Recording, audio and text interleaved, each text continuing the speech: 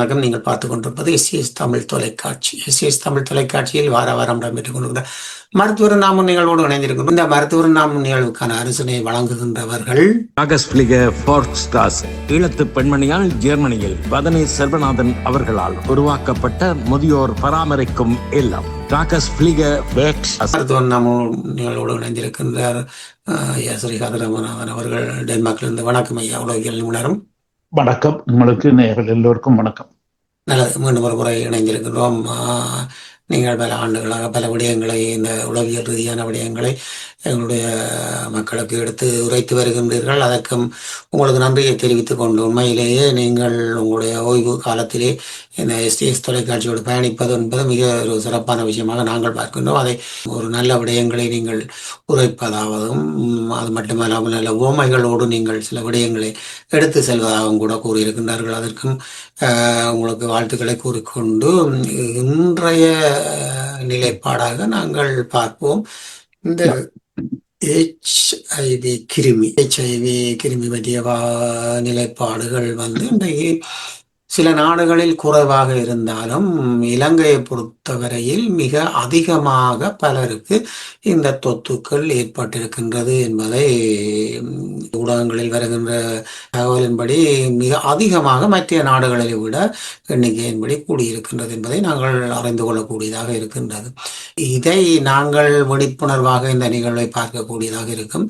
உண்மையிலேயே நாங்கள் முதல் கலந்துரையாடும் போது நீங்கள் கூறியிருந்தீர்கள், இது ஒரு மருத்துவர், இது பற்றியதைத்தான் கூற முடியும், நான் உளவியல் நிபுணராக, ஆனால் எனக்கும் இது பற்றி சிலரை கண்டு அறிந்து அவர்களுக்கான உதவிகளை செய்திருக்கின்றேன், அதனால் அதை நாங்கள் தொட்டி செல்லலாம் என்ற ரீதியிலே நாங்கள் இதை என்று தொட்டி செல்கின்றோம். அந்த வகையில் இந்த HIV பாதிப்புக்கான காரணிகள் பொதுவாக எல்லோருக்கும் தெரியும், அதை நாங்கள் தெளிவாக இனி விளக்க தேவையில்லை. ஆனாலும் இந்த காரணிகளை தெரிந்து கொண்டும் மீண்டும் மீண்டும் அவர்கள் பாதுகாப்பு முறை இல்லாமலுக்கு தங்களுக்கான இந்த HIV தொற்றை வரவழைக்கின்றார்கள். இது ஒரு மிக மோட்டுத்தனமான செயலாக அல்லவா உள்ளது? நல்ல முகவுரையோட நீங்க இந்த கேள்வியை கேட்டிருக்கீங்க. அடுப்படியால நான் திரும்பவும் அந்த HIV என்றா என்னென்ற விஷயம் அதுக்கும் எனக்கும் தொடர்பில்லை, அது வைத்தியர்களுடைய விஷயம். ஆனா இப்ப நீ குறிப்பிட்டு கேட்கிற மாதிரி, அதாவது இந்த HIV என்று சொல்லப்படுகின்ற விஷயம் இப்ப இலங்கையில மோசமாக பரவுது, மோசமாக அங்க பரவி கொண்டு போகிறது. மற்றது அந்த HIV என்றா இருக்கும் என்று சொல்லி பிரச்சனை தெரிஞ்சு அதன் பாதிப்புகள் தெரிஞ்சும் பல இளையோர் அதுக்குள்ள போய் இரையாகி போகிறார்கள், அதுக்குள்ள போய் மாட்டுப்பட்டு போகிறார்கள். அதைத்தான் நீங்க இதுல முன் வச்சிருக்கிறீங்க இந்த கேள்வியை. இதுக்கு உளவியல் ரீதியாக தாராளமாக நான் இதுக்கு விட சொல்றதுக்கு முயற்சிக்கின்றேன். அது ஒரு வைரஸ், அந்த HIV ஒரு ஆளுக்கு தொடர்ந்து இருந்து என்று சொன்னா அப்ப அது எய்ட்ஸ் ஆக மாறும், எய்ட்ஸ் நோயாக பிறகு அடுத்த கட்டத்துக்கு வரும் இல்லையோ. ஆனா இப்ப இதுல HIV என்று சொல்லப்பட்ட பிரச்சனை உள்ள அகதி மக்களை நான் இந்த வைத்திய நேரத்துல சந்திச்ச சந்தர்ப்பம் பல உண்டு. அதில் கூடுதலாக இப்ப நான் சந்திச்ச HIV பாதிக்கப்பட்டு வந்தவர்கள் ஆப்பிரிக்காவை சேர்ந்த மக்கள், கூடுதலாக கொங்கோ நாடு, எத்தியோப்பியா, எரித்திரியா இப்படியான நாடுகளில இருந்து வந்த மக்கள் பகுதியில தான் இந்த பிரச்சனையை நான் நேரடியாக சந்திச்சது. அவர்களோட தான் நான் அந்த வைத்தியங்கள் செய்தது. ஆனா அப்ப அவர்களோட இந்த உளவியல் வைத்தியங்கள் செய்யும் போது அதுல அடிப்படை விடயமாக இருந்தது, அவர்கள் வைத்தியசாலையில அந்த எய்ட்ஸுக்கோ HIV நோய்க்கோ வைத்தியம் செய்து கொண்டிருக்கவன். அவர்கள் ஒரு வைத்தியசாலையிலையோ அல்லது அதுக்குரிய அந்த வைத்தியத்தை செய்து கொண்டிருக்கிற நேரத்துல அதன் பக்க விளைவாக வருகின்ற உளவியல் தாக்கங்கள், உளவியல் பிரச்சனைகள், அவைகளுக்காக எங்கள்கிட்ட வைத்தியம் எடுத்தார்கள். அது அவர்களுக்கு ஒரு உதவியாக இருந்தது இல்லையா. இப்ப உதாரணமாக அதை ஒரு முகவுரியாக அதை சொல்லி கொண்டு போறதுன்னு சொன்னா, இப்ப கொங்கோவில இருந்து வந்த அகதி நண்பர் ஒருவர் எனக்கு இப்போ மனதுல ஞாபகமாக இருக்கிற அவற்ற முகமே ஏன்னு சொன்னா, அவர் ஒரு பெரிய ஒரு மிலிட்டரி கொமாண்டர், பெரிய ஒரு கொமாண்டர், பல கிட்டத்தட்ட கொமாண்டர் என்று சொல்லும் போது 1500-2000 ஆர்மிகளுக்கு தலைவராயிருக்கிறவர் இல்லையா. அப்ப அவர் அவர்கிட்ட நாட்டிலே எதிரிகளால பிடிக்கப்பட்டு சிறைச்சாலைக்கு அனுப்பப்பட்டுட்டார். சிறைச்சாலையில கொண்டே வச்சு சித்திரவதை நடந்தது. அப்ப அவருடைய மனைவி அவரை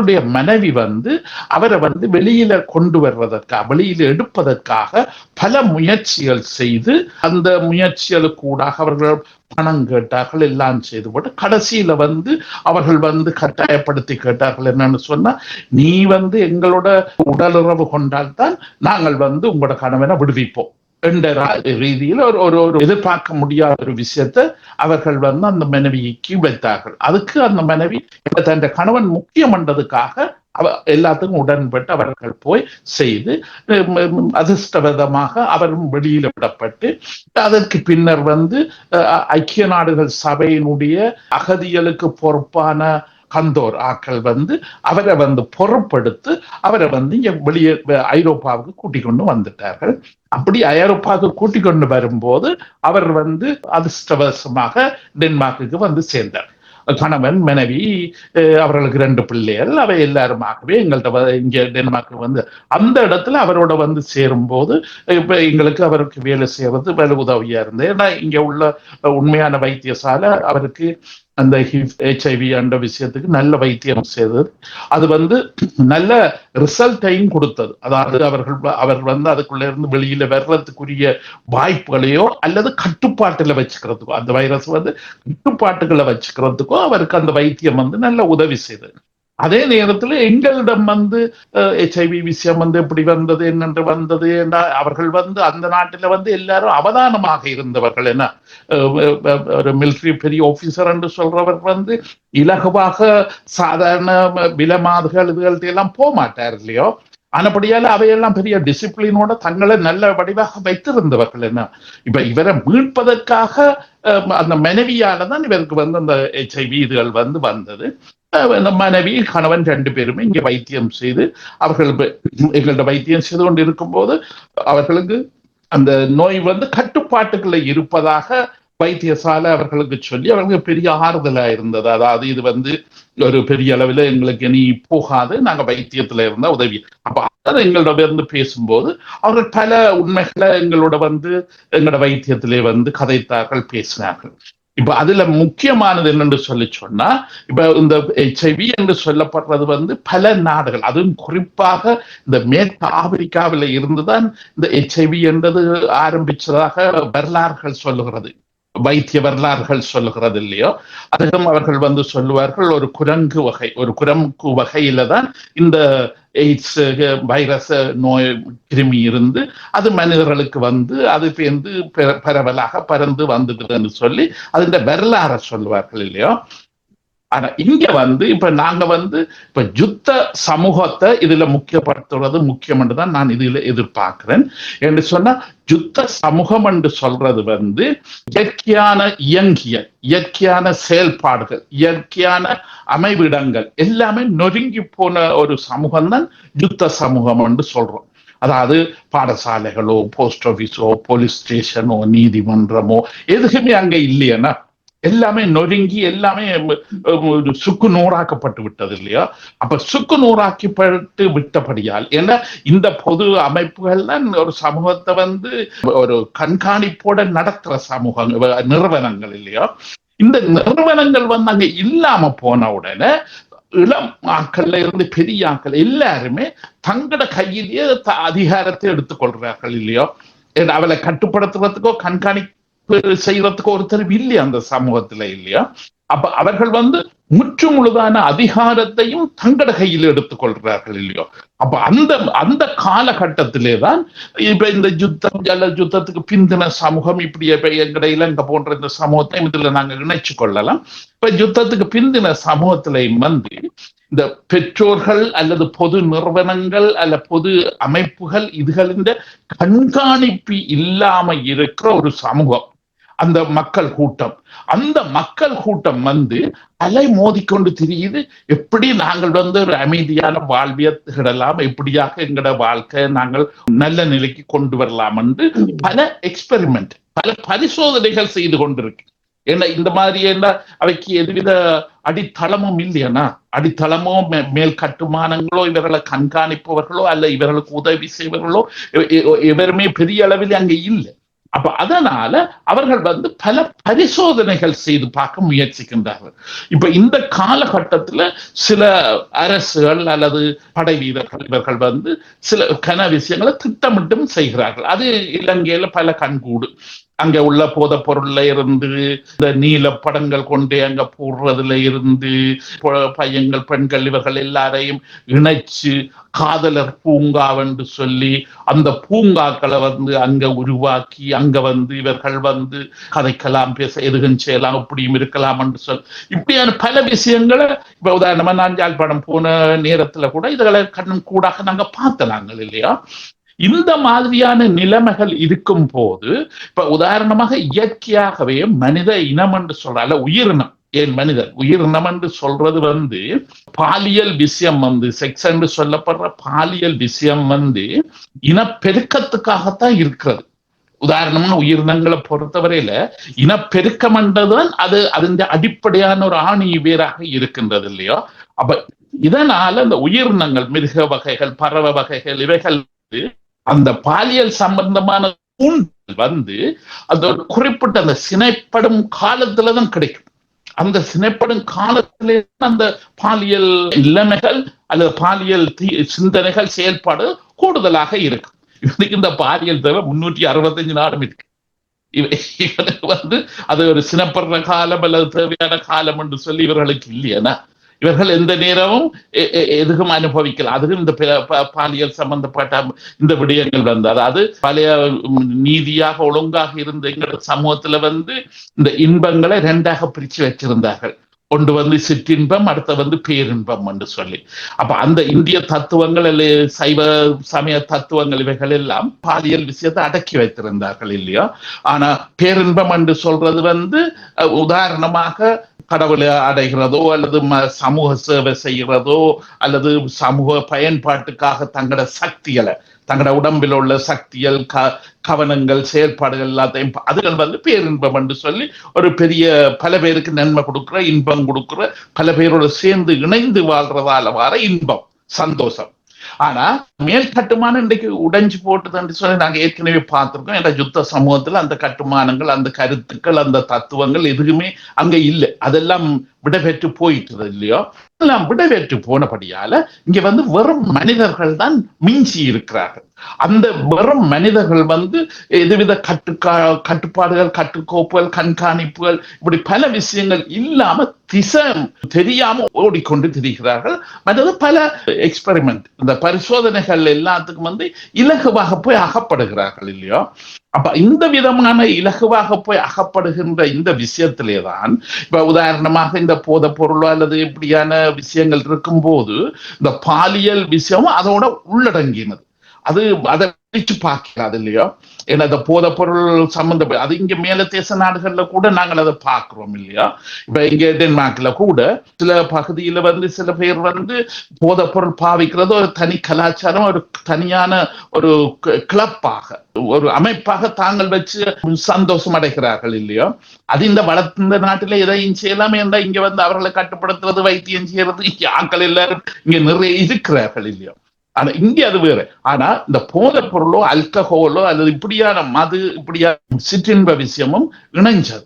அப்ப இதனாலேதான் அங்க கூடுதலாக வெளியில கேட்ட மாதிரி இலங்கையை போன்ற அந்த மேல் கட்டுமானம் கண்காணிப்பு எதுவுமே இல்லாம எல்லாரும் எதுவும் செய்யலாம், அவரவர் கையில தான் எல்லாமே இருக்கிறது, தங்களோட வாழ்க்கை இருக்கிறது என்று சொல்லி அங்க கைவில சுதந்திரமாக என்று சொல்லி அவர்கள் நினைத்து செயல்படுற இந்த விஷயங்கள் கூடுதலாக அவர்கள் எந்த விஷயத்தை முதல்ல யோசிக்க மாட்டார்கள். இப்ப உதாரணமா அப்படியான பரிசோதனை செய்யற ஒரு சமூகத்துல அது சிறுவர்களாக இருக்கலாம், வயது வந்தவர்களாக இருக்கலாம், எவர்களா இருக்கலாம், முதல்ல அதை பற்றிய சிந்திச்சு பார்க்க மாட்டார்கள் இல்லையா. ஒரு விஷயத்தை செய்து முடிச்சுட்டு அந்த பரிசோதனை செய்து பார்த்துட்டு அந்த பரிசோதனையால வர பலனை வச்சுக்கொண்டுதான் பேருந்து கத்துவார்கள். அது பலன் கிடைச்ச பிறகுதான் அவர்கள் பெரிய தத்துவங்கள் கதைக்கிறது, அழுகிறது, குளர்றது, இப்படி சொல்றது இதுகள் எல்லாம் இருக்கும் இல்லையா. ஆனா இந்த இந்த இடங்கள்ல வந்து கூடுதலாக ஒரு விஷயத்தை செய்ய முதல் அவர்கள் வந்து அதை பற்றி சிந்திக்கவோ அதை பற்றி மற்றவர்களோட ஆலோசனை கேட்கவோ இதுகள் எல்லாமே வந்து அந்த சமூகத்துல இல்லாம இருக்கு. அப்ப இதைத்தான் இப்ப நாங்க வந்து இப்ப உதாரணமா இப்ப உங்களோட பேசும்போது கூட இப்ப இந்த உங்களோட தொலைக்காட்சி கூடாக நாங்க முயற்சிக்கிறது என்னன்னு சொன்னா இப்படியான பிரச்சனைகளை வந்து ஒரு அறிமுகம் அவர்களுக்கு வந்து இந்த விஷயங்களை பற்றி ஒரு அறிமுகத்தை கொடுப்பதற்கு. ஏன்னா அறிமுகம் அது பற்றிய அறிவுகள் போதிய அளவு இல்லாதபடியினால்தான் இந்த மாதிரியான விஷயங்கள் பல வேகமாக நடந்து கொண்டு போகிறது, பல வேகமாக பரவி கொண்டு போகிறது இல்லையா. அப்ப இந்த இடங்கள்ல வந்து இப்ப தொலைக்காட்சி மாதிரி இப்ப அங்க பல பல அமைப்புகள் இப்ப எங்களை இலங்கையை பொறுத்தவரையில வந்துட்டது. அந்த அதுகள் வந்தாலும் அவர்களுக்கு வந்து நிதி இல்லை, எல்லா இடமும் போய் பரவலாக எல்லா விஷயத்தையும் செய்து கொள்றதுக்கு பெரிய நிதி இல்லாம இருக்கிறது இல்லையா. அப்ப அதனால அவர்கள் குறிப்பிட்ட சிறு சிறு பகுதியிலே தான் இந்த விஷயங்களை செய்து கொண்டு இருக்கின்றார். ஆனா HIV என்று சொல்லப்படுற இந்த விஷயம் வந்து சில யுத்தங்களிலே வந்து இப்ப ஆப்பிரிக்கா போன்ற நாடுகள் அதுல ஃபேமஸ் ஆனது. இப்ப ஐக்கிய நாடுகள் சபை கூட அதை பற்றி பல அறிக்கைகள் வெளியில விட்டு இருக்கு இல்லையா. அதாவது இந்த பாலியல் விஷயத்தை வந்து எதிரிய கவிட்டு விழுத்துறதுக்காக பாவிக்கிறார். அதாவது ஆயுதத்தாலேயோ கத்தியாலேயோ இதுகளாலேயோ ஒரு இனத்தை அழிக்காம இரகசியமாக இப்ப உதாரணமா இந்த HIV உள்ள பெண்களை அல்லது ஆண்களை அது அவர்கள் வந்து படை வீரர்களாகவும் இருக்கலாம் என அவர்கள் எல்லாரையும் அந்த எதிரி பக்கத்துக்கு அனுப்பி அந்த எதிரி பெண்கள் எதிரி ஆட்கள் இனத்துக்கு வந்து இந்த HIV இந்த நோயை வந்து கொடுக்கிறது. அதே ஒரு வகையான ஒரு பட பகுதியின் ஒரு பகுதியா இருக்கு, ஒரு டெக்னிக்காக இருக்கின்றது இல்லையா. அப்படி சில இடங்கள்ல அது நடக்கின்றது. ஆனா இப்ப இலங்கை போன்ற இடத்துல அப்படி இருக்குமென்று நான் இன்னும் கேள்விப்படையில்லை, அப்படி வேணுமென்று சொல்லி அதை செய்கிறார்கள். ஆனா இலங்கை போன்ற அந்த இடங்கள்ல வந்து நாங்க பார்க்கும்போது இந்த அவர்கள் கட்டுப்பாடோ கண்காணிப்போ நல்வழிப்படுத்தலோ நல்வழிப்படுத்துகின்ற சிந்தனைகளோ அதற்குரிய விடயங்களோ அங்க பூர்த்தி அளவு இல்லாதபடியினால அந்த சமூகம் வந்து இப்படி இந்த HIV போன்ற இந்த விஷயங்கள்ல வந்து போய் கூடுதலாக மாட்டுப்பட்டு கொள்ளுகிறார்கள்.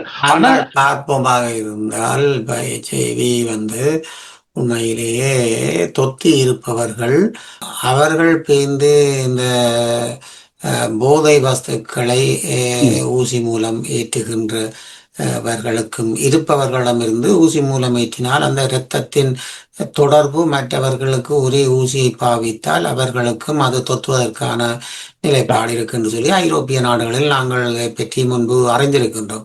இதுபோல் முழுமையாக இலங்கையிலும் இன்று இந்த மத போதைக்கு மட்டுமல்ல போதை வஸ்துக்கும் அடிமையாக இருக்கின்ற சூழ்நிலையால் இதுவும் ஒரு காரணியாக இருக்கும் அல்லவா மிக அதிகமாக பரவுவதற்கு. நிச்சயமான ஒரு உண்மை, அந்த விஷயத்தை நீங்க முன் வச்சிருக்கிறீங்க, விஞ்ஞான ரீதியான உண்மை.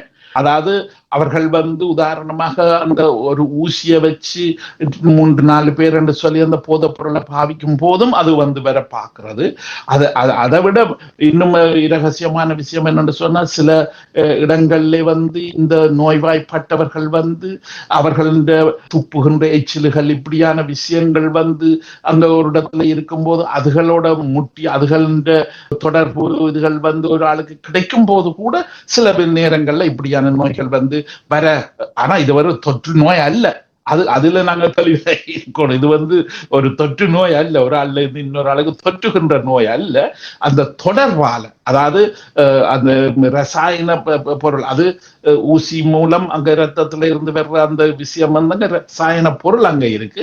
அந்த ரசாயன பொருள் இன்னொரு ஆளுக்கு போய் முட்டும் போது அல்லது எச்சில்களோ இப்படியான பாவிச்ச பொருள்களோ அதுகள்ல வந்து ஏதாவது முட்டி கிட்டி இதுகளுக்கு கூடாக அந்த வைரஸ் வந்து ஒரு ஆளுகிட்ட வரும்போது அது வந்து பரவுறதுக்குரிய வாய்ப்பு இருக்கு. மற்றபடி இது காத்தாலேயோ அல்லது தண்ணியாலேயோ இதுகளாலேயோ பரவுகின்ற தொற்று நோய் என்று சொல்லி இதுவரையில அப்படி நாங்கள் இங்க ஒரு அறிக்கையில நாங்க வாசிக்கல, அப்படியான விஷயத்தை கேள்விப்படையில. ஆனா இந்த இந்த இந்த நோய் என்று சொல்றது வந்து ஒரு பெரியொரு இப்ப நாங்க பெரிய ஃபேமஸாக கதைக்கிறது வந்து கேன்சர் என்று சொல்லப்படுகிற புற்றுநோய் என்று சொல்றதுதான் நாங்க பெருசாக சமூக மட்டத்துல பெரிய அளவில் கதைக்கிறோம் இல்லையா. அப்ப அந்த புற்றுநோய் என்று சொல்லப்படுகின்ற விஷயம் வந்து ஒரு ஆளின் உடம்புக்குள்ள அப்படியே தொடர்ந்து அது பரவி வளர்ந்து கடைசியில் அவை இந்த உயிருக்கே ஆபத்தா போகிறது இல்லையோ. இது வந்து உதாரணமா HIV இதுகளை சொல்லும் போது சமூக புத்துநோய் என்று சொல்லலாம். இது முதல்ல வந்து உண்மையான புற்றுநோய் ஒரு ஆண்ட உடலுக்குள்ள வர்ற விஷயங்கள் இல்லையோ. இந்த இந்த விதமான HIV அல்லது எய்ட்ஸ் என்று சொல்லப்படும் இந்த விடயங்கள் வந்து ஒரு யுத்தம் முடிந்த இந்த சமூகங்கள்ல வந்து பல இடங்களிலே வந்து ஒரு சமூக புற்றுநோயாக இருக்கின்றது.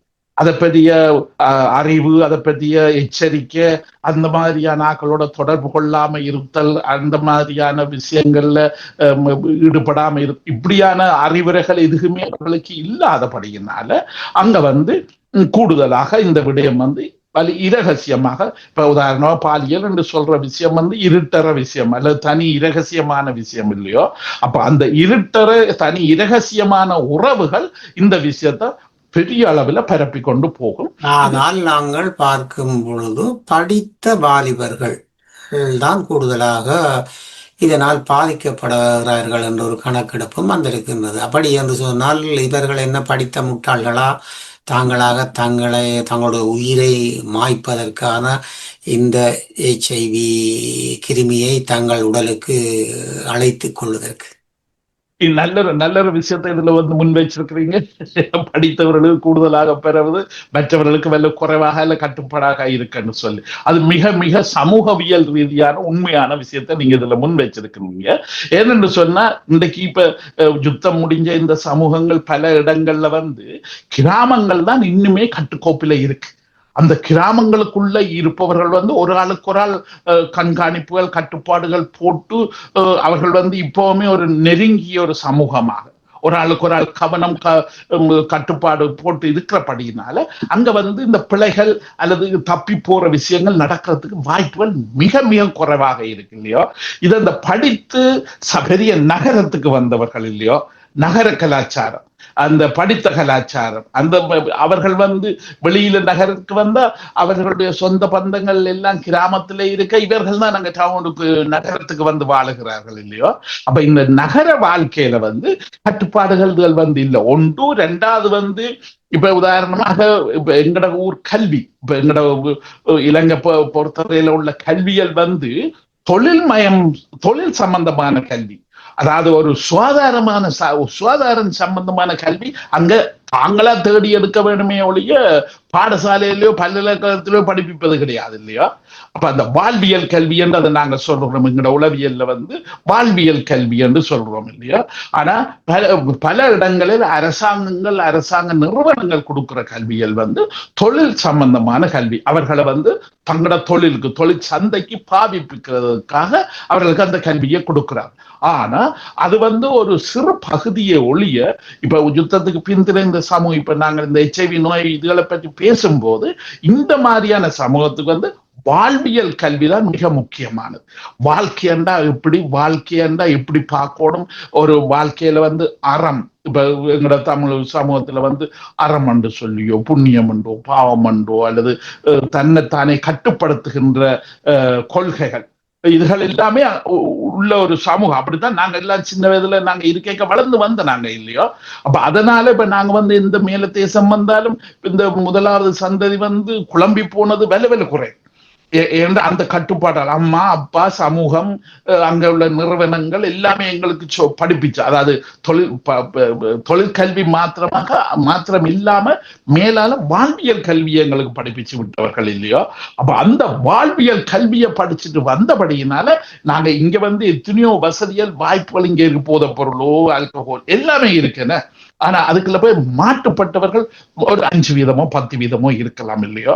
ஆனா பெரும் பகுதி வந்து இந்த பெரிய இலகுவான எல்லா விஷயங்களும் இங்க கிடைக்கிற நாட்டில கூட வலு அடக்க ஒடுக்கமாக நிதானமாக தைரியமாக தாங்களும் வாழ்ந்து தங்களோட குடும்பத்தையே நடத்துகிறார்கள் இல்லையோ. அப்ப இதுக்கு வந்து மிக அடிப்படையா தேவை வந்து இந்த வாழ்வியல் கல்வி என்று சொல்றது. இப்ப நீங்க முதல்ல குறிப்பிட்ட இந்த நகரங்களிலே வந்து இந்த இளம் பெண்கள் ஆண் பிள்ளைகள் இவைகள் எல்லாரும் வந்து கூடுதலாக இந்த நோய்களுக்கு கூட பரவி இருக்கு என்று சொல்லும் போது அந்த இடங்கள்ல வந்து அவர்கள் கல்வி எல்லாம் கிடைச்சபடியினால அவர்களுக்கு இந்த கருத்தர மாத்திரைகள் கருத்தர பொருள்கள் இதுகள் இதுகள் எல்லாமே அவர்களுக்கு வந்து தெரிஞ்ச ஒரு விஷயம் இல்லையா.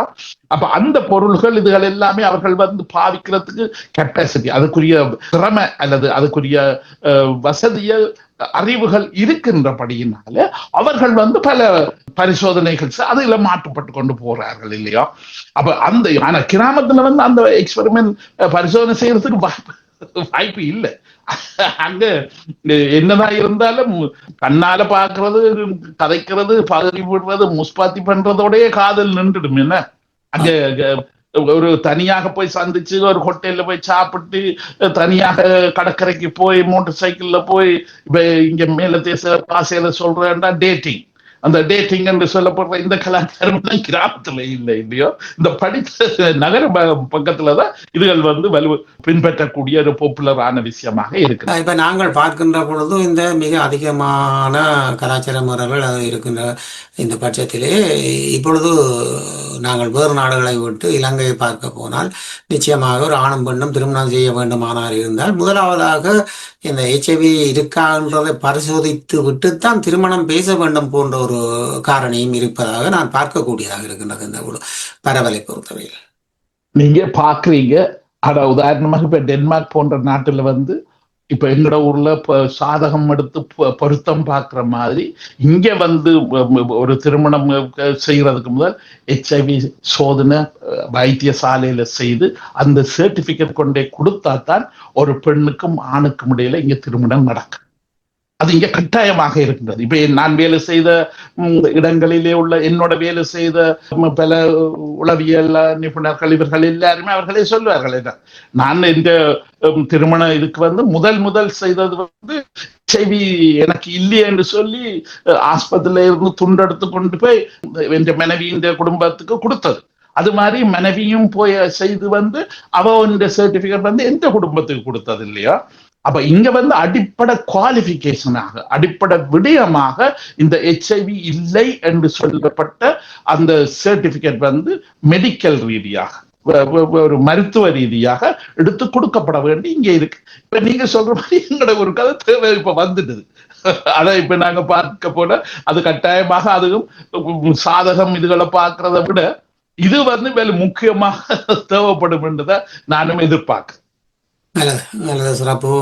நீங்கள் இந்த உலகில் ரீதியான பல விடயங்களை கதைத்து வந்தாலும் இந்த HIV பற்றி இன்றைக்கு நாங்கள் இதில் கதைக்க வேண்டிய ஒரு சூழ்நிலை. இலங்கையில் மிக அதிகமாக HIV தொற்றாளர்கள் பதிவிடப்பட்டிருக்கின்றார்கள் என்ற அடிப்படையில் அது மட்டுமல்லாமலுக்கு இந்த விழிப்புணர்வுன்றது தேவை. அதை சமுதாயம் தெரிந்து கொண்டும் ஏன் இப்படி போய் தங்களுடைய வாழ்க்கையை தாங்களே அளிக்கின்றார்கள் என்பதும் ஒரு கேள்விக்குறியான விடயம். அந்த விழிப்பும் தேவை என்பதற்காகவும் இன்றைய இந்த கலந்துரையாடல் நாங்கள் மருத்துவர் நாமலும் கலந்துரையாடி இருக்கின்றோம்.